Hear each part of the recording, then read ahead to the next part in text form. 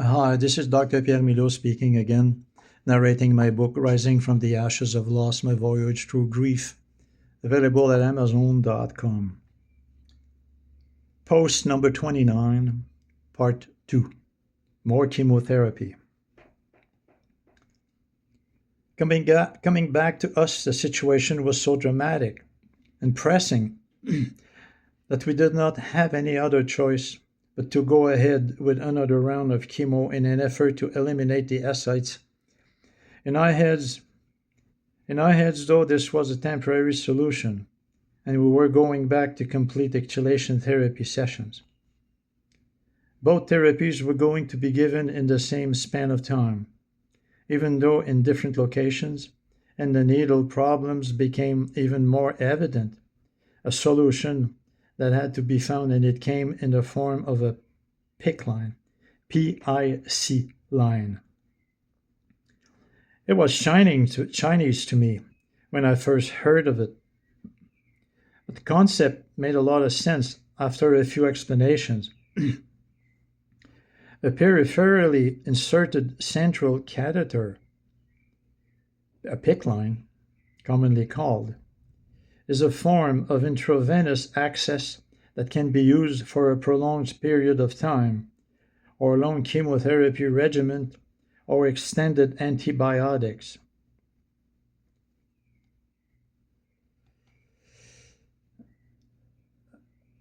A PICC line is a form of intravenous access that can be used in a prolonged period of time or long chemotherapy regimen, extended antibiotic therapy. As I said, it is inserted in a peripheral vein and advanced through increasingly larger vein towards the heart. The tube is neatly rolled up under the arm and held in place with medical-grade adhesive tape until it is needed. At each session, it is unrolled, and the needle through which flows the treatment liquid is inserted into the soft connector at the end of the tube instead of into the patient's skin.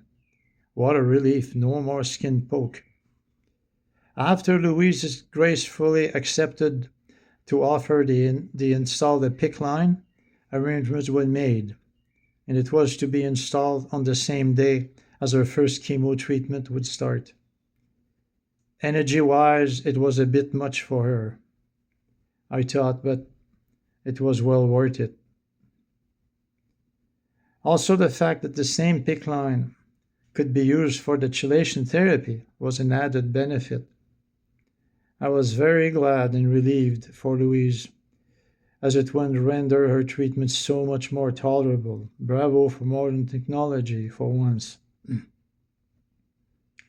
Soon after our session began, though, another complication arose. The chemo was not eliminating the ascites fast enough, and Louise was suffering more than a little, I might add. Something had to be done, and fast. Modern technology was once more solicited and came to the rescue successfully. An Abdominex, hard to say, was inserted to help evacuate the ascites from Louise's stomach. Without the use of that awful, almost medieval torture apparatus previously used in the emergency room. Thank God for that.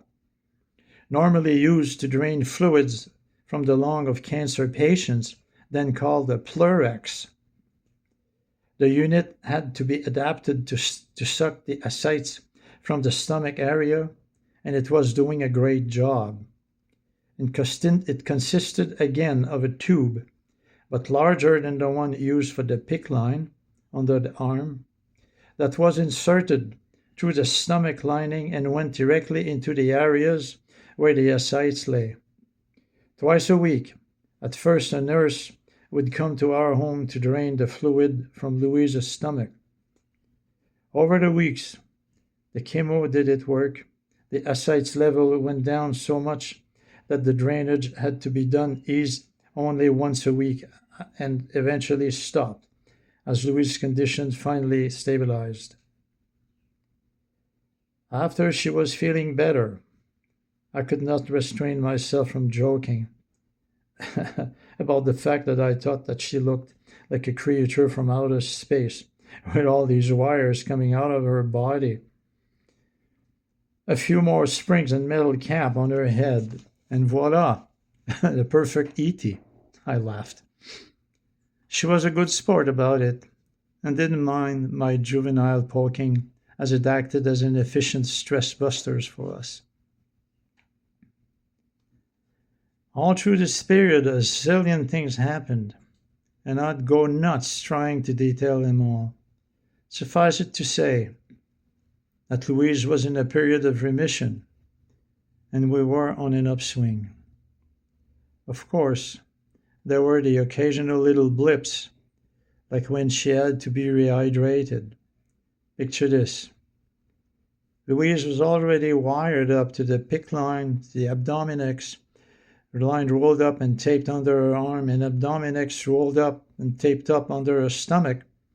And now she had to sit, lie, and walk around to her numerous appointments with some kind of battery-operated pump containing a rehydrating solution that was shot through her veins with the help of more tubes and needles stuck in her hand. The PICC line could not be used for this. Boy. Oh, I can't believe this.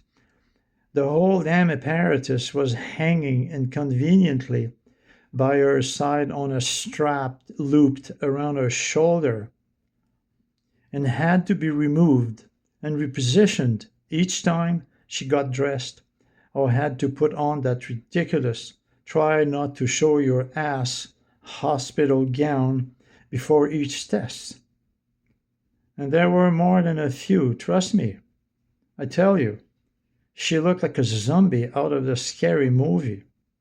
And if the situation was not so serious, it would have been hilarious.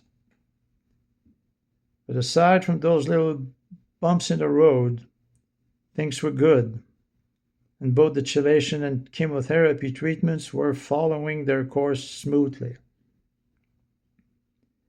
The side effects from the chemo blisters between Louise's fingers and ulcers in her mouth were minimal and somewhat manageable without too much discomfort. Of course, she lost her hair a second time, of course, and headscarves were once more in fashion. It was a busy period, traveling several times a week to Ottawa for 2 different treatments, but her energy was increasing by the weeks, and we felt more and more confident that we could beat the monster.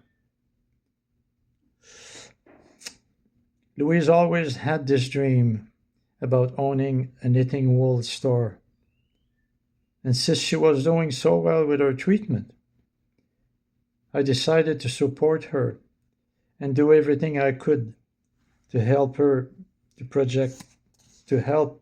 the project together. After preparing a simple and easy business and marketing plan, I set out to convert the country kitchen of our small house into a cute little store and ordered the required products for sale. I even modified our wraparound veranda in a way that she could exhibit her merchandise outside during the weekend. We called it the Store on a Porch. Cute name. It looked great, inviting, held good promises of success. And Louise was happy, which was worth $1 million to me. Will she be able to enjoy it much longer, though? I questioned, and I truly hoped that the feeling of dread rattling my guts was just a figment of my imagination.